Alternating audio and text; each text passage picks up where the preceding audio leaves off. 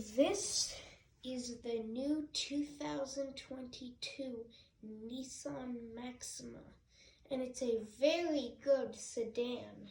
It's also a big improvement over the old Maxima, which was starting to feel a little old.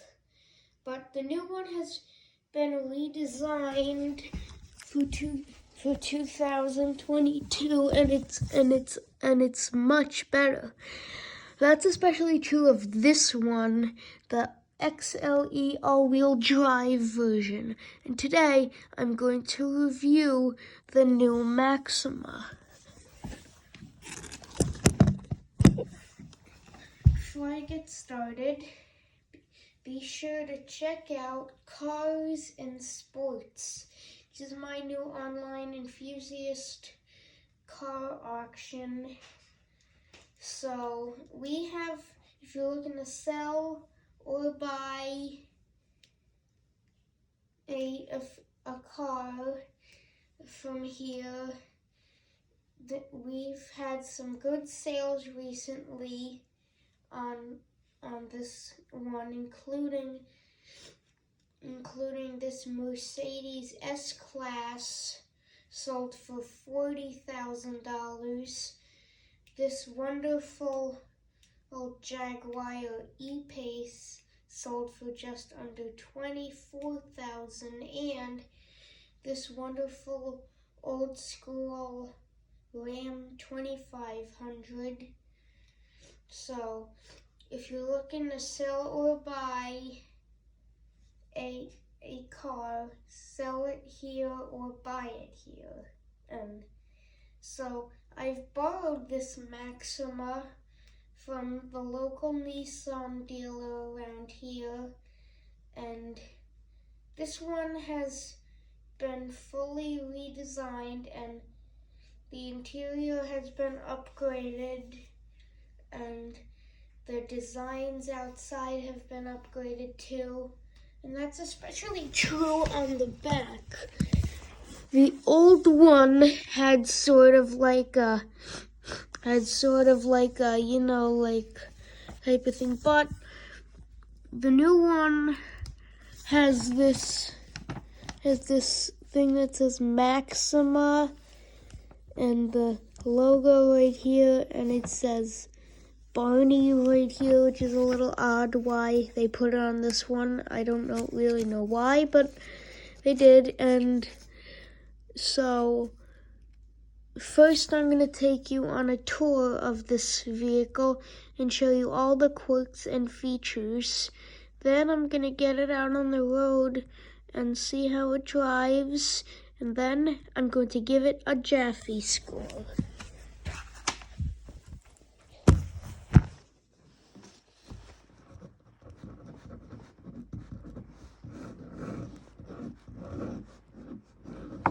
Alright, I'm going to start the features of the new Maxima. On the outside of it, you can see this light right here, which makes it a little strange. Like, this is supposed to compete with the Honda Accord, which I reviewed in October. The Toyota Camry I reviewed in December. The Nissan Altima, which hasn't been reviewed. The Hyundai Sonata, and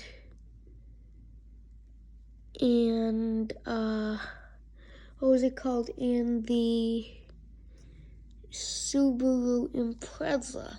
Now, those 5 are a little different from this one, but this is basically like the other 3 Nissan sedans are the Altima, the Sentra, and the Versa, and this one, the Maxima, which is a little interesting. And next up, we move inside the Maxima, where there are not very many, giveaways in this interior of what it is. So you can see on the steering wheel it says Nissan and it's white. Now also the thing for the turn signal, it's a little odd how the turn signal works. You can see here, you press it and then, and also you can see the screen right here, and it's not as big as a few of the others. Not as big as Camry or Accord. It's a little strange and doesn't work as good as those. Now, let me think. I drove the Camry, the Accord, and the Avalon recently, but this is a little odd why this would happen now. And next up, move on to the back seat in the Maxima, and I want to start on the backs of the seats. On the back, so this is a white interior. It has these pockets where you could stick newspapers and magazines, and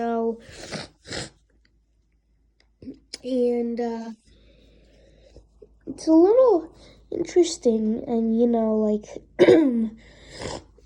this is a sedan.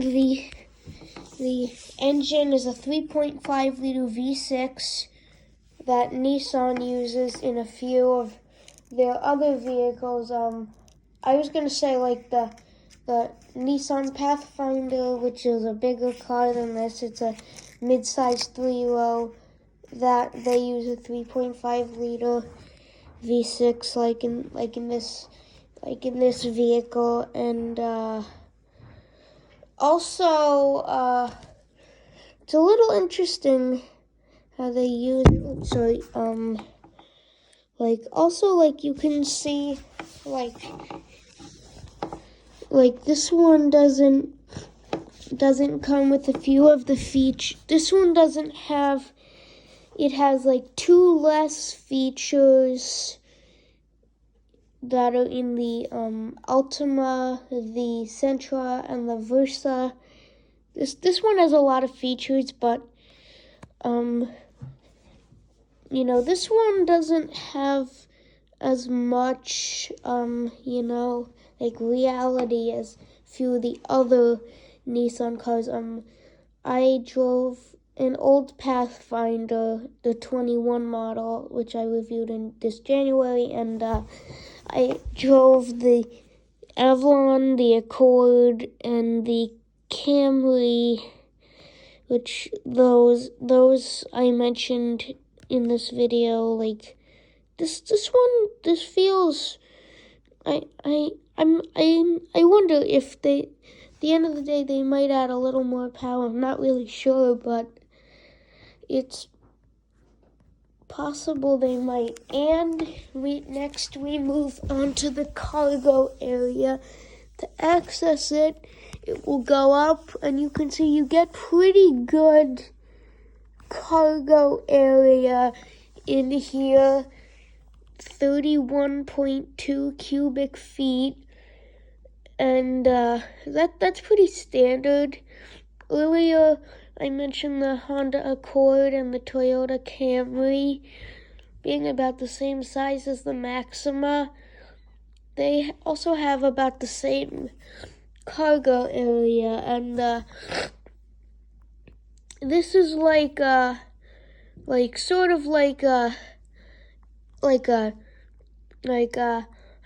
when the Pathfinder first came out, it wasn't like it is today. Like it was like a trucky SUV, sort of, a lot more for off-roading than family hauling. Now, the most powerful sedan, I'm not really sure what it is, but the Nissan uses V8s in some of their vehicles, like the Armada and their full-size pickup truck, the Titan, they use it, and that's just a little interesting of how things work like that. And notice it says Maxima right here. The old one, it said it on the window, which I'm not really sure why they did that, but they did, and it's there, and for some reason that's what it is. And so those are the features of the Maxima. Now it's time to get it on the road and see how it drives. Alright, driving the Maxima. This is a little interesting. I really like this one is interesting. I really haven't had much of a chance to do these vehicles. Let me think. I started a few of the other sedans. I haven't gotten able to review too many Nissans. I reviewed an old Pathfinder, and I haven't been able to review the new one yet, but